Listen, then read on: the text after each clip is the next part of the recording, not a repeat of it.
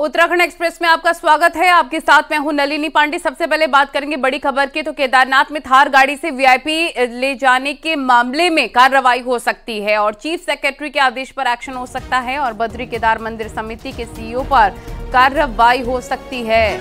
केदारनाथ में मंदिर समिति पूरा मैनेजमेंट देखती है। केदारनाथ में थार से वीआईपी को घुमाने का वीडियो सोशल मीडिया पर वायरल हुआ था। इसके बाद अब कार्रवाई की बात हो रही है, जबकि सरकार ने कहा था कि थार का इस्तेमाल बुजुर्ग दिव्यांग यात्रियों के लिए होगा।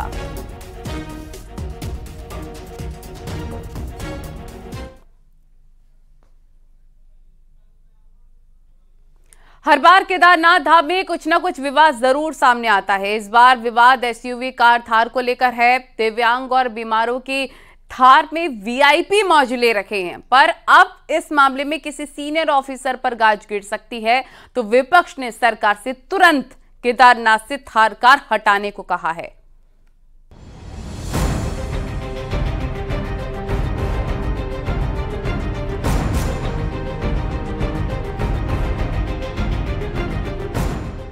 ज्यादा दिन नहीं बीते जब सेना के चिनूक हेलीकॉप्टर से 2 चमचमाती थार केदारनाथ पहुंची। स्पोर्ट्स यूटिलिटी व्हीकल यानी एसयूवी कार थार का इस्तेमाल बीमार और दिव्यांगों के लिए होना था, ताकि हेलीपैड से मंदिर के नजदीक तक आसानी से आ जा सकें। लेकिन यहाँ सिस्टम ऐसे अंधकार में डूबा है कि थार का इस्तेमाल हो क्या रहा है इसे कोई देखने वाला नहीं है। ये वायरल वीडियो सामने नहीं आता तो ये 2 थार केदारनाथ मंदिर से हेलीपैड तक वीवीआईपी को ढो रही होती। इस वीडियो में देखिए, क्या कहीं से ये यात्री आपको बीमार और दिव्यांग लगते हैं, लेकिन केदारनाथ में मंदिर समिति, जिला प्रशासन को कुछ नहीं दिखता। अगर दिखता तो केदारनाथ में सिस्टम पर सवाल उठाने वाले वीडियो पर खुद सामने आकर मुख्य सचिव राधा रतूड़ी को सफाई देनी नहीं पड़ती। अभी हाल ही में एक वीडियो चल रहा था जिसमें कुछ सामान्य व्यक्तियों को भी थार से पहुंचाया गया। ये बहुत गलत है और इसके लिए जिलाधिकारी ने सख्त निर्देश दिए हैं कि ये वाहन जो है सिर्फ बीमार लोगों की मदद के लिए ही प्रयोग में लाए जाएंगे। इसमें कोई सामान्य यात्रियों को नहीं ले जाया जाएगा और जिस अधिकारी ने ये अनुमति दी है उसके विरुद्ध कड़ी कार्रवाई की जाएगी। अब जांच हो रही है कि वीवीआईपी यात्रियों को थार में किसकी परमिशन से लाया गया, किसकी जान पहचान का फायदा उठाकर ये वीआईपी इस कार में चढ़े। सूत्रों का दावा है कि चीफ सेक्रेटरी के आदेश पर मंदिर समिति के सीईओ पर कार्रवाई हो सकती है। दरअसल बद्री केदार मंदिर में मैनेजमेंट का काम मंदिर समिति देखती है और दर्शन भी उसी में आता है। थार कार के विवाद पर अब सियासत भी शुरू हो गई है। कांग्रेस ने इसे लेकर बड़े सवाल उठाए हैं। सवाल ये कि आखिर केदारनाथ में इलेक्ट्रिक व्हीकल के बजाय डीजल कार थार क्यों भेजी गई। थार का इस्तेमाल बीमार और दिव्यांगों के लिए ना के बराबर होता है, क्योंकि उसे ऑफ रोड के लिए डिजाइन किया गया है। थार को केदारनाथ ले जाकर कंपनी के फ्री प्रमोशन का आरोप भी कांग्रेस ने लगाया है। कांग्रेस नेता प्रीतम सिंह का कहना है कि अफसर सरकार की आंख में धूल झोंक रहे हैं, इसीलिए दोनों थार तुरंत केदारनाथ से वापस लाई जाएं। तो बीजेपी प्रदेश अध्यक्ष इतना कुछ होने के बाद भी कह रहे हैं कि थार बीमारों के लिए है। तो थार जो है व्हीकल वहाँ पहुँचाए गए हैं जो डीजल के हैं, तो पहले तो ये कि पर्यावरण को भी उससे नुकसान होगा। वहाँ अगर आपको कोई वाहन भेजना था तो इलेक्ट्रिक वाहन वहाँ होना चाहिए था। और फिर थार जो है वो ऐसा एक वाहन है जिसमें दिव्यांग आसानी से बैठ नहीं सकता है। और जो बात सामने आ रही है उस थार के माध्यम से जो है वीआईपी मूवमेंट वहाँ पर होने जा रहा है, तो ये कदापि उचित नहीं है और सरकार को तत्काल प्रभाव से वो दोनों गाड़ियाँ वापस मंगानी चाहिए। विषय निकल कर आया था कि कुछ लोग उसमें जिनको जो ऑथराइज नहीं है वो थार से इधर उधर जा रहे हैं, तो उस पर रोक लगा दी है। और वो मुख्य रूप से वाहन जो विशेष बहुत बीमारी ग्रसित बीमार लोग हैं उनके लिए वो थार वहां भेजी गई है। और आखिरकार हेलीपैड तक उनको लाने ले जाने की व्यवस्थाओं की आवश्यकता पड़ती है।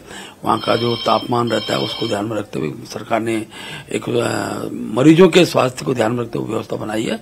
उसका सम्मान होना चाहिए, लेकिन ये ठीक है कि इसका दुरुपयोग भी नहीं होना चाहिए। उसको सरकार ने कड़ाई से लिया है और उस पर रोक लगाई है।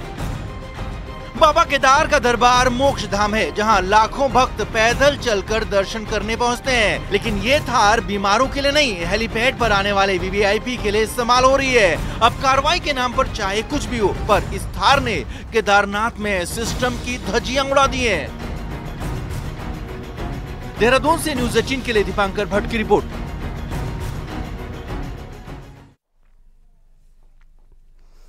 सीएम पुष्कर सिंह धामी ने दिल्ली में बन रहे उत्तराखंड भवन का निरीक्षण किया। सीएम ने निर्माण कार्य को भी देखा और वहीं सीएम धामी ने कहा कि निर्माण कार्य तेजी से हो रहा है और जुलाई में इसका लोकार्पण किया जाएगा। सीएम ने यह भी कहा कि नया भवन पहाड़ की शैली में बनाया जा रहा है, जिसमें करीब 50 कमरे हैं और सभी प्रकार की सुविधाएं हैं। मुख्यमंत्री ने कहा कि भवन बनने से पहाड़ से दिल्ली आने वाले लोगों को सहूलियत होगी।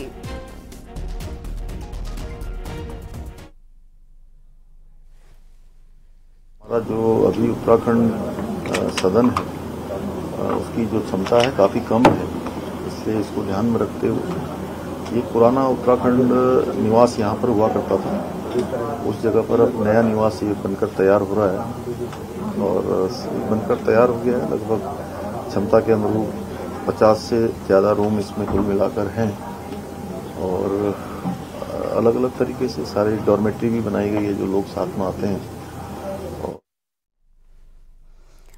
और दिल्ली में मुख्यमंत्री पुष्कर सिंह धामी ने आज बीजेपी के सीनियर नेता मुरली मनोहर जोशी से मुलाकात की। उनके आवास पर जाकर सीएम धामी ने आशीर्वाद लिया और दोनों के बीच में उत्तराखंड के विकास से संबंधित कई विषयों पर चर्चा हुई।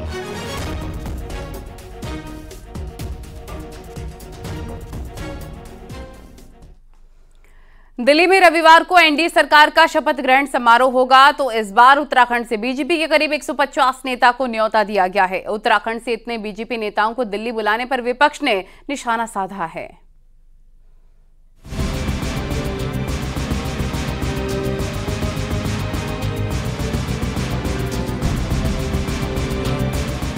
दिल्ली में रविवार को शपथ ग्रहण समारोह की तैयारी चल रही है। प्रधानमंत्री नरेंद्र मोदी तीसरी बार शपथ लेने वाले हैं। तो 5 लोकसभा सीट जिताने वाले उत्तराखंड से भी बीजेपी नेताओं के दिल्ली पहुंचने का सिलसिला शुरू हो चुका है। मुख्यमंत्री पुष्कर सिंह धामी, प्रदेश अध्यक्ष महेंद्र भट्ट दिल्ली पहुंच चुके हैं, तो सरकार के मंत्री और विधायक रविवार दोपहर तक दिल्ली पहुंच जाएंगे। इसके अलावा प्रदेश बीजेपी संगठन के कई नेता, लोकसभा सीटों के संयोजक और जिला अध्यक्ष भी शपथ ग्रहण में पहुंचेंगे। उत्तराखंड ने लगातार तीसरी बार 5 सांसद जिताकर दिल्ली भेजे। उत्तराखंड हिमाचल और मध्य प्रदेश के साथ उन राज्यों में शुमार है जिसने लोकसभा चुनाव में 100% रिजल्ट दिया है बीजेपी को। तो ऐसे में इस बार इतनी बड़ी संख्या में शपथ ग्रहण का बुलावा मिलने से बीजेपी खुश है। हमारे राज्य से भी हमारे प्रदेश के जो सारे पदाधिकारी हैं, हमारे प्रवक्तागण हैं, हमारे सारे विधायकगण हैं, लगभग 47 अब तो 48 हो गई विधायक बीजेपी ज्वाइन कर चुके हैं। हमारे 48 के 48 विधायकगण हैं। हमारे जो लोकसभा के जो हमारे संयोजक हैं, अपने प्रभारी रहे हैं, उन सब कार्यकर्ताओं ने बुलाया है। तो मैं कह सकता हूँ कि बहुत एक अच्छे सारे सांसद हैं, तो सब बहुत अच्छे वातावरण में ये कार्यक्रम रहने वाला है। देवभूमि में तो हमने उत्साह। दिल्ली में शपथ ग्रहण समारोह का रेड कारपेट बीजेपी नेताओं के स्वागत के लिए तैयार है, लेकिन उत्तराखंड जैसे छोटे राज्य से इतने नेताओं को दिल्ली का बुलावा आना विपक्ष के गले नहीं उतर रहा। प्रधानमंत्री जी के शपथ ग्रहण कार्यक्रम में हर राज्य से भाजपा के पदाधिकारियों को भर भर के बुलाया जा रहा है और मुझे लग रहा है इसकी आवश्यकता इसलिए है क्योंकि जनता ने भाजपा को इस समय बहुमत नहीं दिया है और मुझे लग रहा है कि सांसदों की संख्या कम है, इसीलिए जो है अन्य राज्यों से भीड़ बुला करके उसकी कमी पूरी की जा रही है और शक्ति प्रदर्शन किया जा रहा है। बीजेपी के लिए रविवार का मौका खास है जब दुनिया की सबसे बड़ी पार्टी के नेता नरेंद्र मोदी तीसरी बार प्रधानमंत्री पद की शपथ लेंगे, तो उत्तराखंड बीजेपी के नेता भी इस पल के गवाह बनेंगे। पर विपक्ष को बीजेपी का ये प्लान समझ नहीं आ रहा। दीपांकर भट्ट, न्यूज़ 18 देहरादून। दिल्ली में शनिवार को कांग्रेस वर्किंग कमेटी की मीटिंग हुई और मीटिंग में प्रस्ताव पास किया गया कि राहुल गांधी लोकसभा में नेता विपक्ष की जिम्मेदारी संभालेंगे। अब फैसला राहुल गांधी लेंगे। मीटिंग में उत्तराखंड से कांग्रेस प्रदेश अध्यक्ष करण माहरा, नेता विपक्ष यशपाल आर्या, विशेष आमंत्रित सदस्य गणेश गोदियाल शामिल हुए। मीटिंग के बाद गणेश गोदियाल ने कहा कि राहुल गांधी का नेता विपक्ष बनना देश और जनता के हित में होगा और उम्मीद है कि राहुल गांधी इस बात को मानेंगे। और सर्वसम्मति से CWC की विस्तारित बैठक में जो भी इसके सदस्य हैं और विशेष आमंत्रित सदस्य हैं, सभी लोगों ने एक मत से यह मांग की कि राहुल गांधी जी को LOP बनना चाहिए, लीडर ऑफ अपोजिशन बनना चाहिए। जहाँ तक उत्तराखंड की बात है, उत्तराखंड प्रदेश कांग्रेस के सभी लोग भी इस बात से बहुत ही खुश हैं। देश को 355 नए सैन्य अधिकारी मिले हैं जो कि देश की सीमाओं की सुरक्षा करेंगे। देहरादून IMA में आज पासिंग आउट परेड हुई।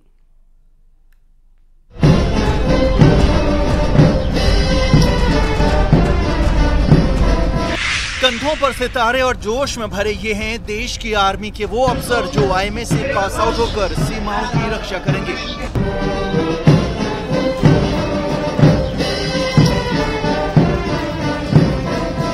कड़ी मेहनत और 3 सालों की लगन के बाद ये दिन हर सैन्य अधिकारी के जीवन में आता है जब वो हर परीक्षा को पास कर IMA से पास आउट होकर सेना को कमांड करता है।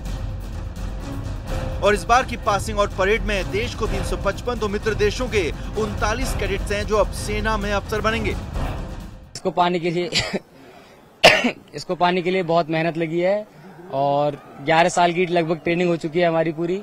7 साल मिलिट्री स्कूल में, 3 साल NDA में और 1 साल IMA में। मुझे सेना में आने की मोटिवेशन मेरे स्कूल से मिली है जो कि राष्ट्रीय मिलिट्री स्कूल धौलपुर है और वहाँ 7 साल मैंने पढ़ाई की है और वहाँ का मेन उनका जो फोकस रहता है वो मिलिट्री लीडर्स बनाने पर रहता है। मुझे पूरी प्रेरणा अपने मिलिट्री स्कूल धौलपुर से मिली है।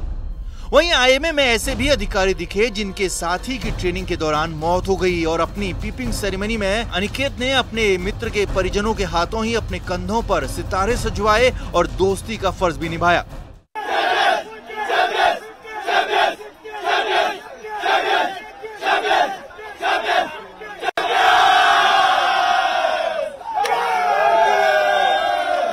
I have got 2 sets of parents here to crown me as lieutenant. SCC Pratham Mahale, he was one of my coursemate and he passed away during training. We couldn't pass out together, but the least I can do for him is make his dream come true for his parents. मैं अच्छा army officer बनना चाहता हूँ, इसलिए उसने NDA join की और last movement में तो वो ऑस्कर का SSC था और आर्मी बैनर विन के लिए वो मोटिवेशन था। तो उस वक्त इंटर कंपटीशन जो चल रही थी NDA में बॉक्सिंग की, उसमें उसने पार्टिसिपेट किया और पार्टिसिपेट के दौरान उसे सिर पे चोट आई और दूसरे दिन उसका वीरगति प्राप्त हुई उसे। 10 अक्टूबर 1932 से 40 कैडेट्स के साथ इस एकेडमी का सफर शुरू हुआ था और इसी एकेडमी से मानिक शाह, स्मिटन और मोहम्मद मूसा ने ट्रेनिंग की थी जो आगे चलकर अपने अपने देश के आर्मी चीफ बने थे। और करीब 92 साल के सफर से इस एकेडमी से करीब 65,000 जेंटलमैन पास आउट होकर निकले, जिसमें 36 मित्र देशों के भी 3,000 विदेशी कैडेट शामिल हैं। हमारे इंडियन कैडेट्स हैं, उनको मैं विश करना चाहूंगी और बाकी फॉरेन कंट्री के बच्चों को भी विश करना चाहूंगी कि may they have a wonderful life ahead, may they have a life which is full of adventure, happiness, glory and a safe life ahead. और may they always be soldiers in their life, in their breath, in their soul and in everything that they do. Cadets Chetwode drill square में passing out के दौरान जोश, जज्बे और जुनून से लबरेज थे और सभी ने देश सेवा की कसम खाई। देश की सीमाओं की सुरक्षा और अखंडता की शपथ के बाद सभी जेंटलमैन कैडेट्स पहला कदम पार करते ही बने सैन्य अधिकारी। कैमरा सहयोगी संदीप के साथ सत्येंद्र वर्तवाल, न्यूज़ 18 देहरादून।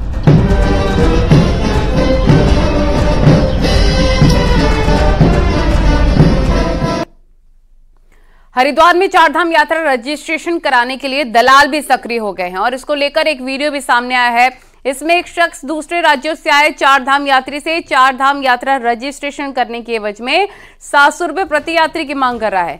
वीडियो में शख्स दावा करता हुआ नजर आ रहा है कि चारधाम रजिस्ट्रेशन साइट पर कुछ कर्मचारी से उसकी साठगांठ है, इसलिए वो आसानी से यात्रियों का रजिस्ट्रेशन कर सकता है। हालांकि न्यूज़ 18 इसकी पुष्टि नहीं करता और आपको ये भी बता दें कि चारधाम रजिस्ट्रेशन के लिए कोई पैसा नहीं देना होता है, ये मुफ्त होता है।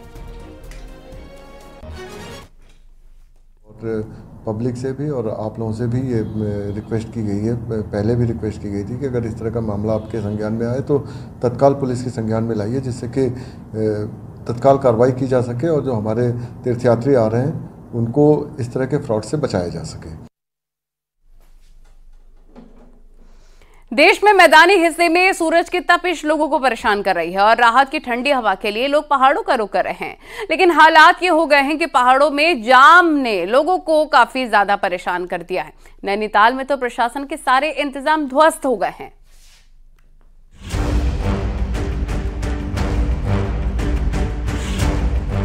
नैनीताल में इस वीकेंड पर पर्यटकों की भीड़ से सारे इंतजाम ही धड़ाम हो गए। नैनीताल शहर गाड़ियों के भार से हाँफ रहा है, तो जाम के झाम ने पर्यटकों की परेशानी को 4 गुना कर दिया है। पार्किंग खोजने से भी नहीं मिल रही तो शहर के बाहर भी सड़कों पर लगे लंबे जाम ने टूरिस्ट के पसीने छुड़ा दिए।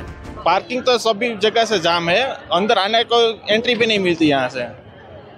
यहाँ से 5 किलोमीटर दूर से गाड़ी रोक देता है। व्यवस्था ठीक होनी चाहिए, सही तरीके से पब्लिक को आने में, टूरिस्टों को आने जाने में दिक्कत नहीं हो, अच्छी तरीके से रोडों में वो होना चाहिए, फोकस करे।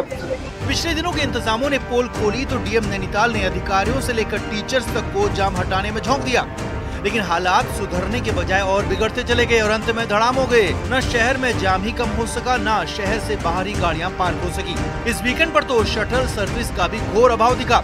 वहीं इसके बाद भी पुलिस को सब कुछ ठीक नजर आ रहा है। नैनीताल शहर की सारी पार्किंग 100% भरी हुई है और बाहर से किसी भी गाड़ी की आने की संभावना यहाँ पर नहीं है। इसलिए अपने जो बाहर हमारी आउटर में पार्किंग है, नारायण नगर पर, रूसी 2 पर, रूसी 1 पर, वहाँ पर रुकवाया जा रहा है लोगों को और वहाँ से शटल के माध्यम से शहर के अंदर प्रवेश दिया जा रहा है। जाम की स्थिति सड़कों पर बनी हुई है। जो रूसी बाईपास या नारायण नगर है वहाँ पर सुविधाएं मिल नहीं रही हैं, होटलों के दामों से लोग परेशान हैं। तो अगर प्रशासन इन बातों का संज्ञान ले तो कहीं न कहीं पर्यटकों को जो देश भर से नैनीताल आ रहे हैं उनको बड़ी राहत मिल सकती है। वीरेंद्र बिष्ट, न्यूज़ 18, नैनीताल। पहाड़ों की रानी मसूरी में मुख्य बाजार ग्रीन चौक पर सीवरेज टैंक लीक होने के कारण क्षेत्र में गंदगी और बदबू से लोग काफी ज्यादा बेहाल हैं, परेशान हैं। वीकेंड पर मसूरी में टूरिस्ट की भीड़ है, ऐसे में भरे बाजार में सीवर टैंक लीक होने से टूरिस्ट के साथ ही स्थानीय लोगों को भारी परेशानी हो रही है। इसके साथ सीवर के पानी में कई 2 व्हीलर भी फिसल रहे हैं और लोग चोटिल हो रहे हैं। बिछाया और जिला सा भी सीवर बहता है। भाई साहब इतने लोग गिर रहे हैं, हड्डियाँ टूट रहे लोगों की। भाई साहब आप खुद देख सकते हैं। अच्छा जी, हमारे पड़ोसी से पूछा, दुकानदार से पूछ सकते हैं। भाई साहब बहुत स्लिप हो रहे हैं ये पत्थर। और अब आपको दिखाते हैं पहाड़ टॉप 10 न्यूज। कैबिनेट मंत्री प्रेमचंद अग्रवाल ने ट्रांसिट कैंप का दौरा किया, चारधाम यात्रा की व्यवस्थाएं देखी। नैनीताल में सिखों के प्रथम गुरु अर्जुन देव का शहीदी दिवस मनाया गया। सिख संगत ने नैनीताल में नगर कीर्तन निकाला तो भक्ति में माहौल रहा।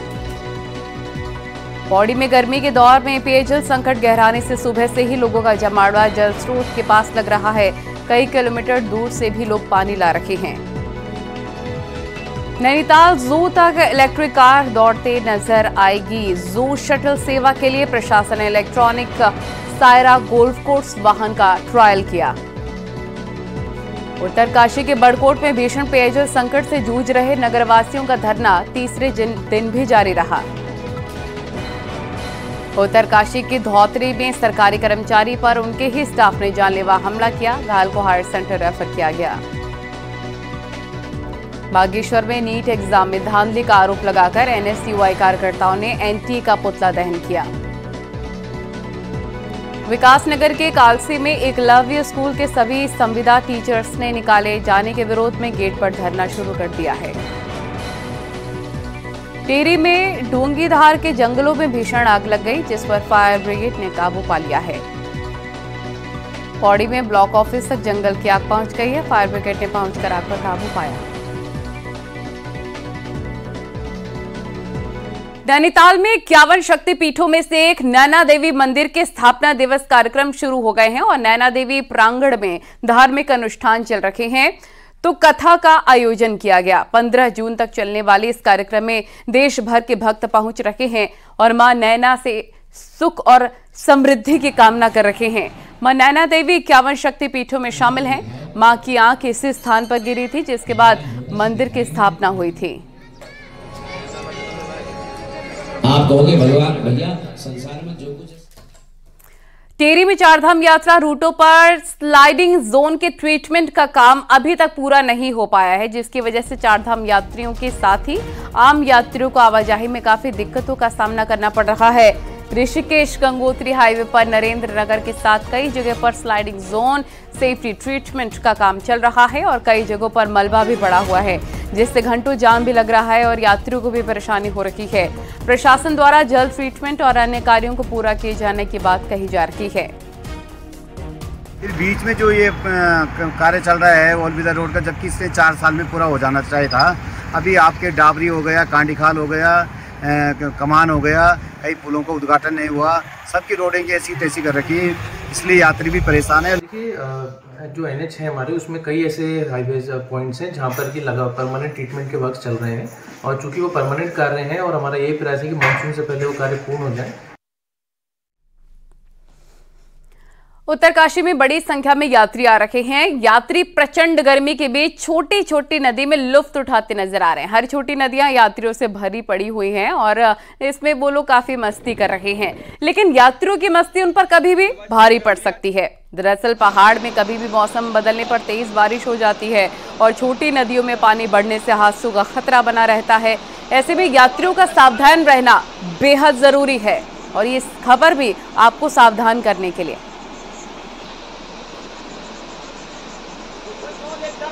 ये तस्वीरें देख रहे हैं आप, लोग मौज मस्ती तो कर रखे हैं, अपना वीकेंड मनाने के लिए लोग पहाड़ों पर पहुंचते हैं, लेकिन इन सब के बीच कभी भी मौसम बदल सकता है। पहाड़ी इलाकों में हालात खराब हो सकते हैं, बहुत बड़े चैलेंजेस, लैंडस्लाइडिंग भी होती है, पानी का ओवरफ्लो होना भी होता है।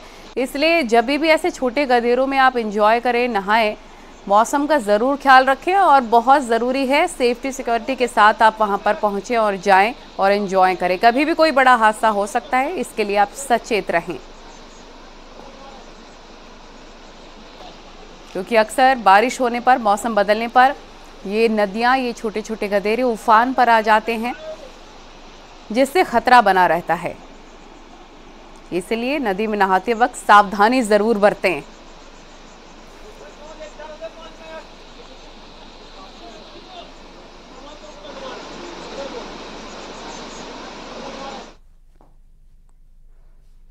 उत्तरकाशी में सेना की तैयारी कर रहे युवाओं और पूर्व सैनिकों ने अग्निवीर योजना को लेकर एनडीए की एक नई सरकार से इस योजना को खत्म करने की मांग की है। दरअसल पूर्व सैनिकों का कहना है कि युवाओं में इस योजना के कारण सेना में जाने के लिए पहले जैसा जोश देखने को नहीं मिल रहा है।